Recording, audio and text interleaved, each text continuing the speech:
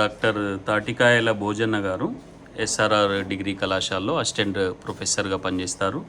వారు జానపద సాహిత్యంలో పిహెచ్డి చేశారు. ఆ, అట్లాగే ఆధ్యాత్మిక రంగంలోనూ, వైద్య రంగంలోనూ, ఆ, విద్యా బోధన రంగంలోనూ ఆ, అపారమైనటువంటి కృషి చేసినటువంటి వారు. వారిని ఈరోజు మనము వారి ముఖతః కొన్ని అభిప్రాయాల్ని తెలుసుకుందాము. ఈరోజు గురు పూర్ణిమ కనుక ఈ గురు పూర్ణిమ సందర్భంగా ఒక గురువును ఇంటర్వ్యూ చేస్తే ఎలా ఉంటుంది అనే ఉద్దేశంతో ఈ ప్రోగ్రాం తీసుకున్నాము. నమస్కారం భోజన గారు. నమస్కారం సార్. ఈ మీరు ఉపాధ్యాయ రంగంలోకి ఎట్లా ప్రవేశించారు? ఎంతకాలంగా మీరు ఉపాధ్యాయ రంగంలో ఉన్నారు? సార్ ఇది చాలా చిన్నప్పుడే మొదలైంది సార్. ఇది ఏంటంటే ఆర్మీ అంటే ఇష్టం ఉండే సార్ నాకు. అంటే ఆర్మీ వెళ్దామని చెప్పేసి రకరకాల ప్రయత్నాలు చేశాను. మాకు డాక్టర్ జయకిషన్ అని మా కాలేజ్ ధర్మపురిలో హిస్టరీ లెక్చరర్ ఉండే. ఓకే. తను ఆపేసి ఆర్మీ లేదు ఏం లేదు అంటే ఒక మాట చెప్పాడు సార్. అది ఎంత అద్భుతమైన మాట అంటే, నువ్వు అక్కడికి వెళ్తే బార్డర్ కాపాడుతావు, ఇక్కడికి వెళ్తే సొసైటీని కాపాడుతావు, నువ్వు teacher is the best okay అని చెప్పాడు. బాగా అట్రాక్ట్ అయింది. తను చాలా మంది చదివించాడు దగ్గర చదివించాడు. ఇది ఎప్పుడు అంటే మీరు డిగ్రీలో ఉండగానే? First year sir. అంటే 2006. ఓకే. 2006లో అట్లా మోటివేట్ అయ్యి నేను అప్పుడు అంటే ఫైనాన్షియల్గా చాలా వీక్, కూలి పనులు అవి ఇవి చేసుకుంటూ చదువుకున్నాను చిన్నప్పటి నుంచి. అప్పుడు ఏం చేశానంటే టీచర్ అంటే ఏమంటారు మా ఎస్టీడీలు ఉండేవి సార్. అప్పుడు ఎస్టీడీలోను రైస్ మిల్లులోను ఈ సున్నాలు వేయడానికి కూడా వెళ్ళిన రోజులు ఉన్నాయి. దీని అందుకంటే టీచర్ జాబ్ బాగుంటుంది కదా. అంతకుముందు ఒక 1 year గ్యాప్ ఉంది నాకు. అంటే 7th క్లాస్లో చదువు మానేసి ఇటుక బట్టీలో పనికి వెళ్ళాను ఒక 1 year. వెళ్ళినప్పుడు ఆ కష్టాలు ఇక వర్ణనితీతం. అప్పుడు ఏమనుకున్నామంటే బాగా బతకాలి అంటే ఇప్పటికప్పుడు పిల్లలు కూడా చూపిస్తుంటే ఇట్లా చేతి చూడండి ఎంత మెత్తగా ఉంది చేతు. కానీ ఒకప్పుడు 7వ తరగతిలోనే ఎంత కాయలు కాసి ఉండే అనమాట. ఆ రోజు అనుకున్నాం ఏమనంటే మంచిగా ఉండాలి, తక్కువ కష్టంతో బతకాలి అని. అప్పుడు టీచర్గా నేను విద్యా వాలంటీర్గా ఎంటర్ అయ్యాను సార్ 2006లో. ఒక చిన్న స్కూల్. ఓకే. ఎక్కడ అది? అది మగ్గిడి అని ఉంటుంది సార్. మగ్గిడి పక్కన ఎడపల్లి అని ధర్మపురి మండలం. అప్పుడు నా జీతం 750. నేను రోజు అప్ అండ్ డౌన్ 12 రూపాయలు పెట్టుకుని పోయేది. 12 24 రూపాయలు పెట్టుకుని పోయేది. అందరు తిట్టేవాళ్ళు అనమాట. అందులో 250 రూపాయలు 300 దానికి ఖర్చు అయ్యాయి. అయితే 700 రూపాయలకి ఏం చేస్తావు టీచర్ అంటే? నేను ఫ్యాషన్ సార్, నాకు చాలా ఇష్టం టీచర్ అంటే అని చెప్పి వెళ్ళేవాడిని. మళ్ళీ మధ్యలో వెళ్ళి అక్కడ సైకిల్ పార్క్ చేసుకొని మళ్ళీ స్కూల్కి వెళ్ళడం. ఇట్లా సైకిల్ పైన అటు వెళ్ళి ఇడ పెట్టుకొని మళ్ళీ ఇటు పోవడం. మళ్ళీ నేను ఈవినింగ్ కాలేజ్, నైట్ కాలేజ్ చదివాను, ఓరియంటల్ నైట్ కాలేజ్ చదివాను. పొద్దంతా పని చేస్తూ మళ్ళీ సాయంత్రం పూట కాలేజీలో కాలేజ్ చెప్పుకోవాలి. నా అదృష్టం ఏంటంటే ఎవరైతే ఆ ముఖ్య టీచర్, ఇద్దరు టీచర్లు, ఒకరిని గవర్నమెంట్ టీచర్, నేనేమో విద్యా వాలంటీర్. సార్ ఇప్పుడు ఏదో మీటింగ్ అని అటు ఇటు వెళ్ళేవారు. స్కూల్ భారం అంతా నా ఇదే ఉండేది. అంటే నాకు మొదటి సంవత్సరమే స్కూల్కి సంబంధించిన ఎన్నో విషయాలు తెలిసినాయి నాకు పిల్లలతో. అంటే అప్పుడు 1వ తరగతి నుంచి, అంటే అది గవర్నమెంట్ స్కూల్ కాబట్టి 1వ తరగతి నుంచి 5th వరకు ఉంది స్కూల్. అక్కడ 25-30 మంది పిల్లలే. పల్లెటూరు స్కూలు, అది మా ఏరియా కాబట్టి చుట్టాల పిల్లలు కూడా ఉన్నారు అందులో. ఎంత అద్భుతంగా ఉంది. అది నాకు బాగా నచ్చింది. అరే టీచర్కి ఇంత మర్యాద, చిన్న టీచర్ మళ్ళీ విద్యా వాలంటీర్కి ఇంత మర్యాద ఉంటే పెద్ద టీచర్కి ఇంత మర్యాద ఉంటుంది కాబట్టి పెద్ద టీచర్ అవ్వాలి. అయితే ఇప్పుడు మీకు మీ ఉపాధ్యాయుడు ప్రేరణ, మొదటి ప్రేరణ. ఆ ప్రేరణకు వెనుక మీ కష్టాలు ఉన్నాయి, ఆ కష్టాల నుంచి బయటపడాలి అనేటువంటి ఒక ఆలోచన. దానితో కాయలు కాసిన మీ చేతులు ఇప్పుడు పండ్లు జీవితంలో ఫలాలను ఇస్తున్నాయి. అంటే ఇప్పుడు మీరు వాలంటీర్గా అక్కడ జాయిన్ అయినారు. తర్వాత మళ్ళీ అక్కడి నుంచి ధర్మపురిలోనే వాణి విద్యాలయంలో టీచర్గా చేరాను సార్. అప్పుడు 1200 అంటే ఇంక్రీజ్ అయ్యింది సాలరీ. దానితో పాటు అంటే ఈ వాలంటీర్గా నేను జాయిన్ కాకముందు అక్కడ అంటే అప్ అండ్ డౌన్ ఇబ్బంది అయిందని ఆపేసాను. ఆపేసిన తర్వాత మరి మనీ కావాలి కదా, రూమ్ రెంట్లు కట్టుకోవాలి, వీటికి కావాలని చెప్పేసి ఎక్కడ వర్క్ దొరకలేదు. మిడిల్ ఆఫ్ ద ఇయర్లో దొరికిపోయేసరికి నేను ఈ కంపౌండర్గా జాయిన్ కావాల్సి వచ్చింది అనుకోకుండా. అది కావాలని కాదు, ఒక దగ్గర వేకెంట్ ఉంది, 500 రూపాయలు ఇస్తామన్నారు. 500 అయితే 500, ఎందుకంటే అది అంటే అదనపు సంపాదన కోసము మళ్ళీ కొంత. ఎందుకంటే ఇప్పుడు నైట్ కాబట్టి రూమ్ రెంట్ అని వెళ్ళిపోవాలి, ఖర్చులు వెళ్ళాలి కాబట్టి ఫ్రెండ్స్ తో కలిసి ఉండేది రూముల్లో. మనిషికి 100 రూపాయలు పేమెంట్. 500 రూమ్ తీసుకుంటే 5 ఫ్రెండ్స్ 100 రూపాయలు. కాబట్టి వీళ్ళకి నేను కంపౌండర్గా జాయిన్ అయ్యాను సార్. ఎప్పుడైతే కంపౌండర్గా జాయిన్ అయ్యానో ఇక నా నా దిశ అనేది తిరిగిపోయిందని చెప్పాలి. నేను అంతకుముందు డబ్బులు కనిపించేది కాదు. ఎప్పుడైతే కంపౌండర్గా జాయిన్ అయ్యానో కొంత అందరితో బాగా కలిసి ఉంటాం కాబట్టి వాళ్ళు ఇచ్చేది 500. కానీ బయట ఇంజెక్షన్లు అని, పుండ్లు కడగడం అని ఏదో ఒక పని వస్తుంటుంది. నాకు చదువుకోవడానికి చాలా హెల్ప్ అయింది. రీజన్ ఏంటి అంటే కంపౌండర్గా నైట్ డ్యూటీ వేయించుకున్నాను నేను. డే అంతా మళ్ళీ ఇటు విద్యా వాలంటీర్గా చేసిండ్రు, సాయంత్రం పూట కళాశాల చదువుకున్నారు, రాత్రి వచ్చేసి ఈ కంపౌండర్గా. అది ఎప్పుడో ఒకసారి నెలలో 1-2 సార్లు ఎమర్జెన్సీ కేసులు ఉంటాయి. ఇది ఆ టైంలో నిద్ర పోయేది, మిగతా టైం అంతా చదువుకుంటూ ఉండేవాడిని అనమాట. కానీ అది అద్భుతమైన జీవితం అంటే అదనే చెప్పాలి. 24 గంటలు ఒక పని.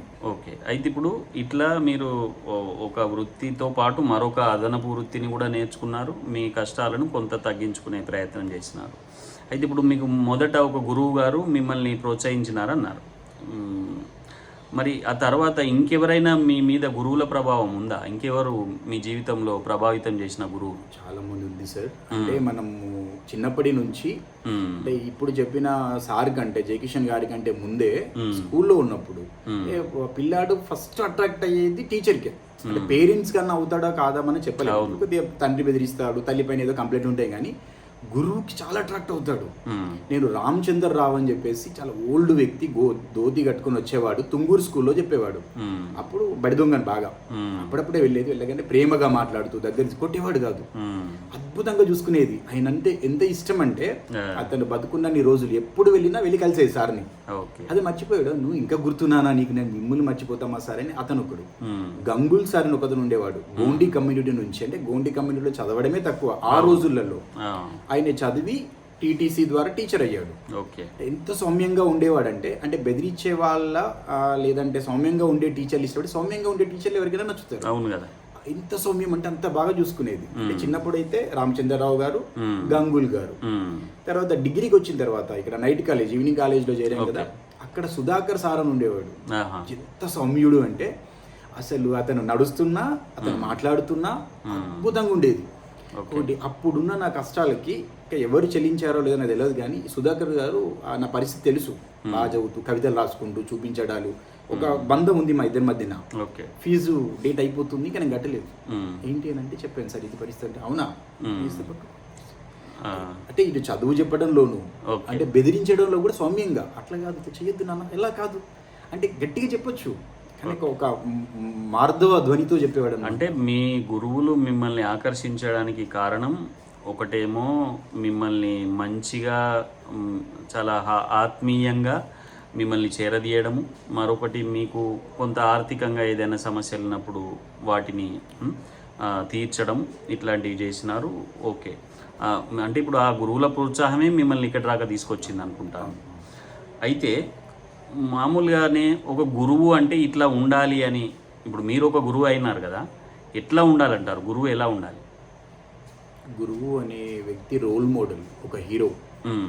అంటే విద్యార్థులు నిరంతరం ఫాలో అవుతూ ఉంటారు, మనం గమనిస్తూ ఉంటారు, ఎట్లా నడుస్తున్నాడు, ఎట్లా మాట్లాడుతున్నాడు, ఏం చెప్తూ ఉన్నాడు, నిన్నటికి వాళ్ళకి మారాడు.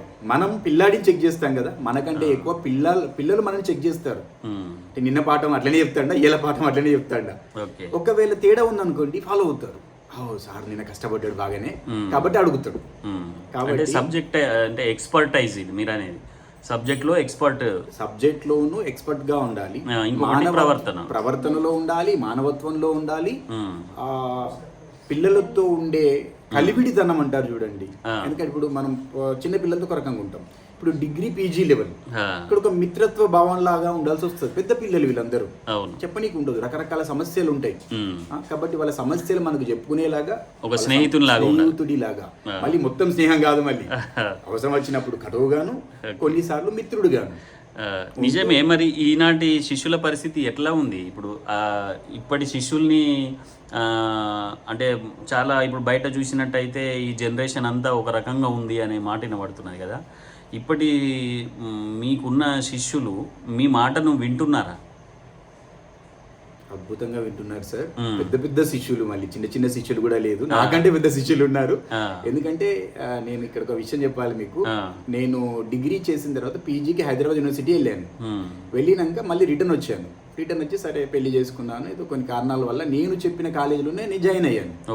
జాయిన్ అవడం వల్ల నా 2 సంవత్సరాల జూనియర్లు అందరూ మీకు స్టూడెంట్స్ అయ్యారు. వాళ్ళు ఏం చేస్తారంటే బయటనేమో అన్నం, అక్కడేమో సారు. ఇప్పటికీ కొద్దిమంది అన్న సారు అని పిలుస్తారు నన్ను, అన్న సారు అని చెప్పేసి. నేను కూడా చెప్పు తమ్ముడు అని నేను అంటాను, తమ్ముడు శిష్య అంటాను అనమాట నేను.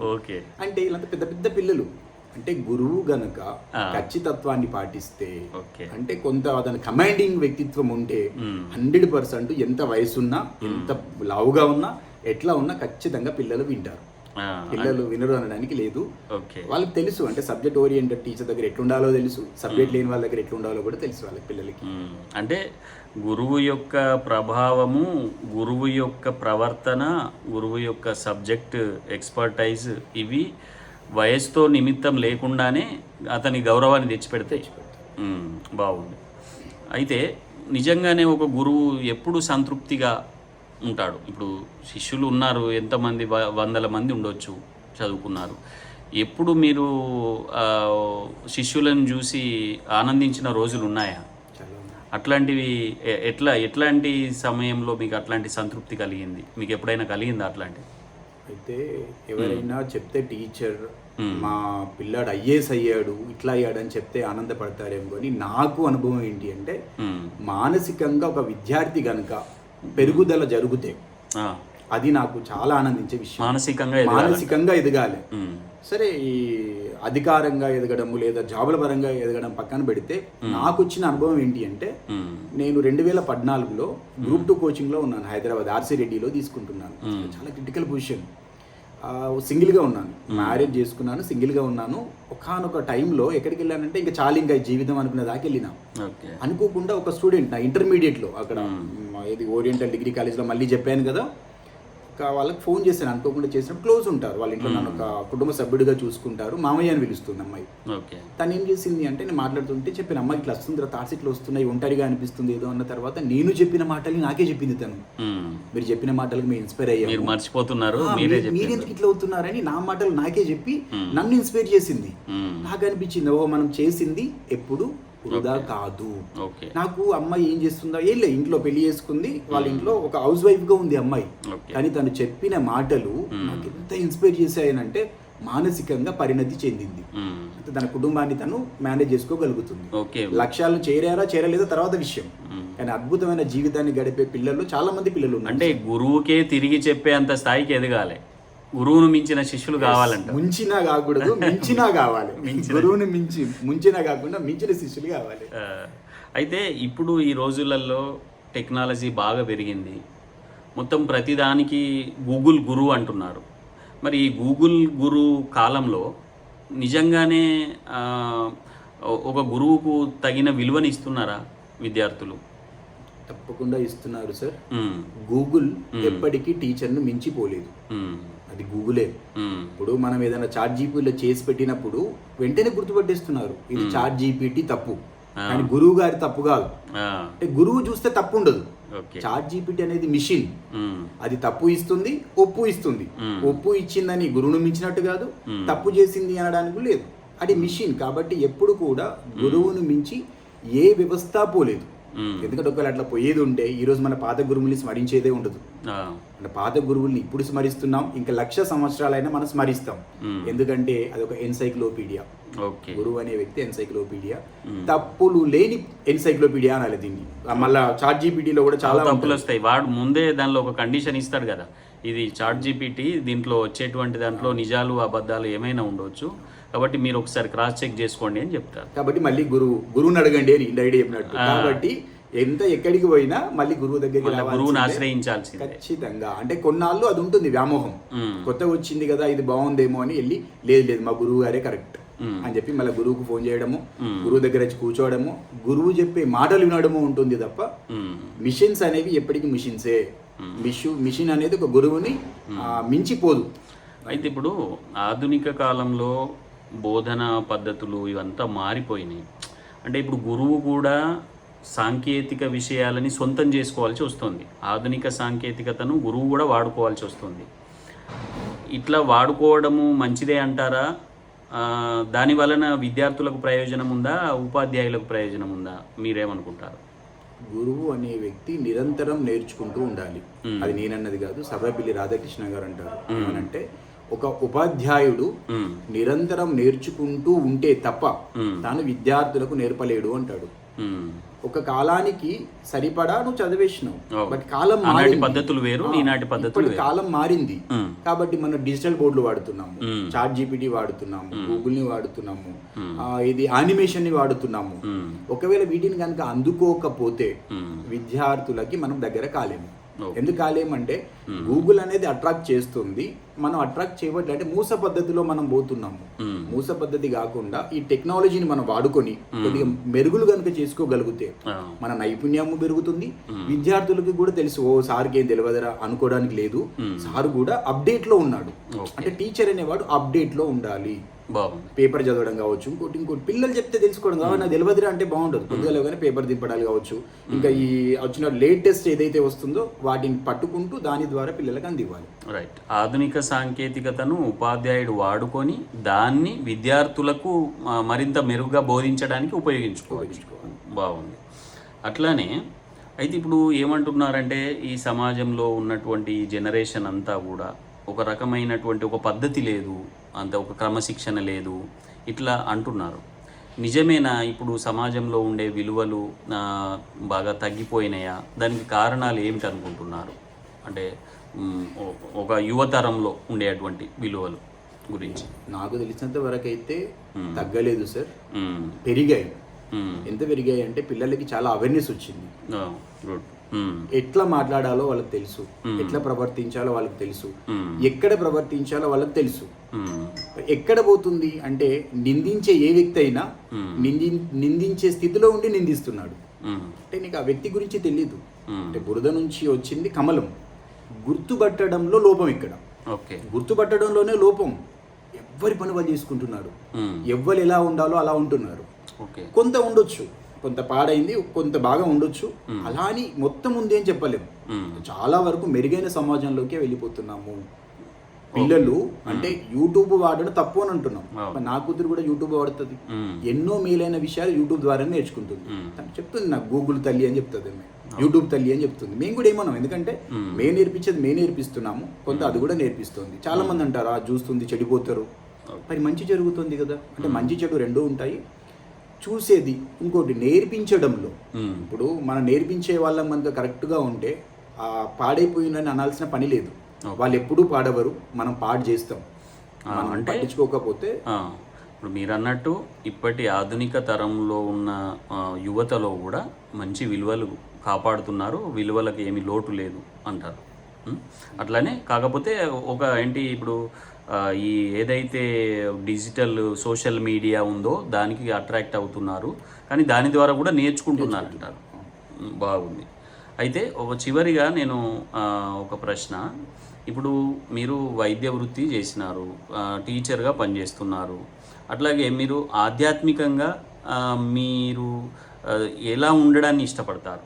అంటే ఆధ్యాత్మికత అనేది జీవితంలో కూడా ఒక భాగం, ఒక పార్ట్ ఎవరికైనా సరే.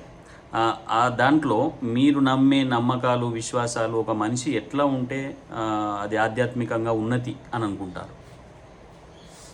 ఒక మనిషి ఉన్నాను అనుకుంటేనే తలనొప్పి, అది ఆధ్యాత్మికత కానే కాదు. మన వాళ్ళు ఎప్పుడు కూడా నువ్వు ఉన్నావు అని కానీ ఉంటావు అని కానీ చెప్పలేదు ఎప్పుడు కూడా. నా జర్నీ ఎట్లా స్టార్ట్ అయిందంటే సరే ఈ కష్టాల దాంట్లో వచ్చి ఒకనొక టైంలో చాలా బలమైన సంఘటనలు జరుగుతాయి.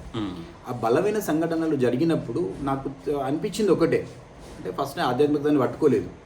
సరే మిత్రుల ద్వారా, స్నేహితుల ద్వారా, తెలిసిన వాళ్ళ ద్వారా, కొంత మీ ద్వారా కూడా చాలా విషయాలు నేను ఆధ్యాత్మికంగా అడుగులు వేశాను. ముఖ్యంగా బౌద్ధం సంబంధించినటువంటి విషయాల్లో, బుద్ధిని సంబంధించిన విషయాలు మీతో డిస్కస్ చేయడం కానీ, విపాసనలో వెళ్ళి జాయిన్ అవ్వడం కానీ, ఆ 10 రోజులు కోర్సు చేయడం కానీ, ఇవన్నీ తెలుసుకున్నప్పుడు ముందు ఎప్పుడైతే ఆధ్యాత్మికత నేను ముట్టలేదో నేను ఉన్నాను. ఉదాహరణకి ఇప్పుడు ఇది ఉంది అనుకున్నాం, బట్ ఇప్పుడు నన్ను అది ఉంది అంటే ఏమో చెప్పలేను అంట. అంటే ఉందో కాసేపు ఉండకపోవచ్చు, అది నేను ఉన్నాను అంతకుముందు చాలా బలంగా, బట్ ఈ రోజు నేను ఉన్నానని చెప్పలేను. అంటే 5 నిమిషాలు నాది కావచ్చు, 10 నిమిషాలు నాది కావచ్చు. అంటే నన్ను నేను సంపూర్ణంగా కోల్పోయే స్థితికి ఉపకరించిందే ఆధ్యాత్మికత. ఒకప్పుడు నేను రియాక్ట్ అయ్యేవాడిని ప్రతిదానికి, ఏదైనా జరగగానే ఇట్లా, బట్ ఇప్పుడు రియాక్ట్ అనేది తగ్గింది. అవసరమైతే రియాక్ట్ అవుతాం, అవసరమైన కాడ అవుతాం, అనవసరమైన దగ్గర కూడా రియాక్ట్ అయ్యేది అయ్యాము, అవన్నీ తగ్గిపోయినాయి. ఎందుకనంటే ఇది చూడాల్సింది, చెయ్యాల్సింది కాదు. ఇది ఎట్లా తెలిసింది అంటే ఆధ్యాత్మికతను పట్టుకుంటేనే తెలిసింది. ఓకే, అంటే ఆధ్యాత్మికత అనేది నేను అనే భావాన్ని నుంచి బయటపడడం కదా, నా అస్తిత్వము నేనే అనేటువంటి దాన్ని కాకుండా దేన్నైనా యాక్సెప్ట్ చేయగలగడము అనేటువంటి ఆలోచన. చాలా బాగుంది సార్. మీరు ఈరోజు మా గురించి సమయాన్ని కేటాయించినందుకు హృదయపూర్వక ధన్యవాదాలు. నమస్తే. నమస్తే సార్.